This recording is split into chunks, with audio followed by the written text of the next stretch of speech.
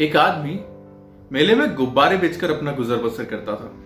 उसके पास कई रंगों के गुब्बारे थे, लाल, नीले, हरे, पीले, सब तरह के गुब्बारे थे। अब गुब्बारे वाले के पास एक आइडिया था गुब्बारे बेचने का। जब भी उसकी बिक्री कम होती, वो क्या करता है, गुब्बारे में हीलियम गैस भरता और उसे हवा में छोड़ देता। अब इससे होता यह है कि जो भी बच्चे उस गुब्बारे को देखते थे, उसे पाने की जिद करने लगते और उस गुब्बारे वाले की बिक्री पुनः शुरू हो जाती। वो ऐसा ये हर बार करता था। एक बार एक बच्चा उस गुब्बारे वाले के पास जाता है, बोलता है, अंकल क्या काले रंग का गुब्बारा भी इसी तरह हवा में उड़ सकता है? बच्चे की यह बात गुब्बारे वाले के मन को छू जाती है। वो गुब्बारे वाला उस बच्चे को बुलाता है और बोलता है, बेटा, गुब्बारा कभी भी उसके रंग की वजह से नहीं उड़ता, उसके अंदर जो चीज भरी हुई है उसकी वजह से उड़ता है। हमारी जिंदगी में भी यही उसूल लागू होता है। अहम चीज हमारी अंदरूनी शख्सियत है।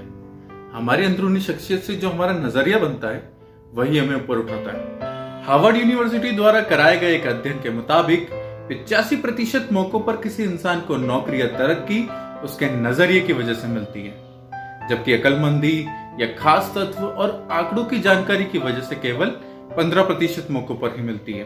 ताज्जुब की बात है कि जिंदगी में कामयाबी दिलाने में तत्वों और आंकड़ों का केवल 15% ही हिस्सेदारी होती है, पर शिक्षा के मद की सारी रकम इन्हीं चीजों को पढ़ाने में खर्च की जाती है। दी बसंत वर्मा नाम का यह यूट्यूब चैनल कामयाबी के बाकी 85% के बारे में ही है। अंग्रेजी भाषा में एटीट्यूड सबसे महत्वपूर्ण लफ्ज है। यह जिंदगी के हर पहलू पर असर डालता है, यहाँ तक कि आदमी की निजी और व्यवसायिक जिंदगी पर भी। क्या कोई आदमी अच्छे नजरिए के बिना अच्छा अफसर बन सकता है? क्या कोई छात्र अच्छे नजरिए के बिना अच्छा छात्र बन सकता है? क्या माँ बाप, शिक्षक, सेल्समैन, मालिक या कर्मचारी अच्छे नजरिए के बिना अपना किरदार अच्छी तरह निभा सकते हैं? हमारा क्षेत्र चाहे जो हो, कामयाबी की बुनियाद तो नजरिया ही है। अगर कामयाब होने के लिए नजरिए की इतनी अहमियत है, तो क्या हमें जिंदगी के बारे में अपने नजरिए की जांच परख नहीं करना चाहिए? और क्या हमें खुद से यह सवाल नहीं करना चाहिए कि हमारा नजरिया हमारे मकसद पर कैसे असर डाल सकता है? हाफिज अफ्रीका का एक किसान था। वो अपनी जिंदगी से खुश और संतुष्ट था।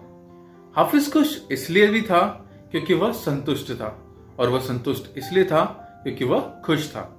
एक दिन एक अक्लमंद आदमी उसके पास आया। उसने हाफिज को हीरो के महत्व और उनसे जुड़ी ताकतों के बारे में बताया। उसने हाफिज से कहा, अगर तुम्हारे पास अंगूठे जितना भी बड़ा हीरा हो तो तुम पूरा शहर खरीद सकते हो, और अगर तुम्हारे पास मुट्ठी जितना बड़ा भी हीरा हो तो तुम शायद पूरा अपना देश ही खरीद सकते हो। वह अक्लमंद आदमी इतना कहकर चला गया। उस रात हाफिज सो न सका।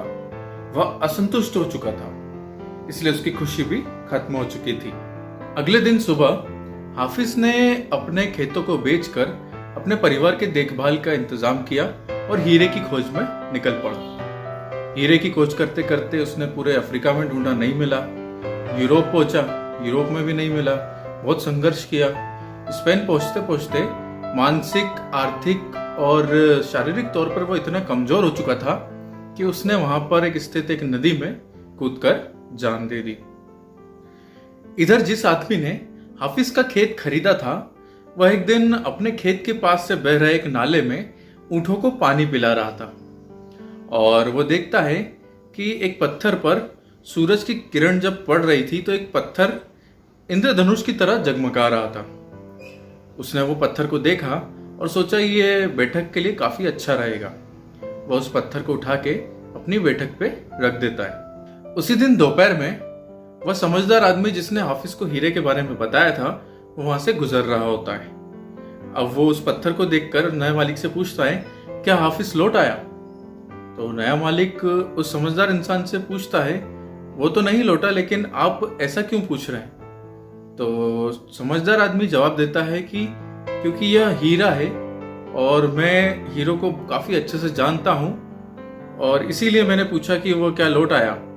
तो उसे वो नया मालिक बोलता है कि नहीं, ये हीरा नहीं, एक तो साधारण पत्थर है। वहां नाले के वहां काफी ऐसे पत्थर पड़े हुए मुझे दिखे, तो उसमें से मैं एक उठा लाया। चलिए मैं आपको दिखाता हूँ। समझदार इंसान जब वहां पर जाकर देखता है तो वहां पे काफी ऐसे चमकीले पत्थर पड़े होते हैं। वहां से कुछ नमूने उठाता है और जाकर उसका टेस्ट करवाता है। वो वाकई में हीरे साबित होते हैं। और पाया यह जाता है कि उसके खेत में काफी ऐसे हीरे दबे हुए हैं। इस कहानी से हमें क्या सीख मिलती है? इस कहानी से हमें 6 सीख मिलती है। नंबर 1, जब हमारा नजरिया सही होता है तब हमें पता चलता है कि हम हीरों से भरी जमीन पर चल रहे हैं। मौके हमेशा हमारे पैरों तले होते हैं। हमें कहीं जाने की आवश्यकता नहीं है, हमें सिर्फ सही डायरेक्शन की जरूरत है। नंबर 2, दूसरों के खेत की घास हमेशा लोगों को हरी लगती है। नंबर 3, हम दूसरों की चीज देखकर ललचाते हैं, इसी प्रकार दूसरे भी हमारी चीज देखकर ललचाते हैं। वह यही चाहते हैं कि हम उनसे अपनी चीज अदला बदली कर लें और इसी से उन्हें खुशी मिलती है। नंबर 4, जिन्हें मौकों की पहचान नहीं होती उन्हें मौकों का खटखटाना भी शोर लगता है। नंबर 5, मौका जब आता है तो लोगों को उसकी अहमियत नहीं पता होती, लेकिन मौका जब चला जाता है तो उसके पीछे भागते हैं। नंबर 6, कोई मौका दोबारा नहीं खटखटाता। अगर कोई दूसरा मौका आता भी है तो वह पहले वाले मौके जैसा नहीं हो सकता। और सही वक्त पर सही फैसला लेना बहुत जरूरी होता है, क्योंकि गलत वक्त पर सही फैसला भी गलत फैसले के बराबर होता है। धन्यवाद।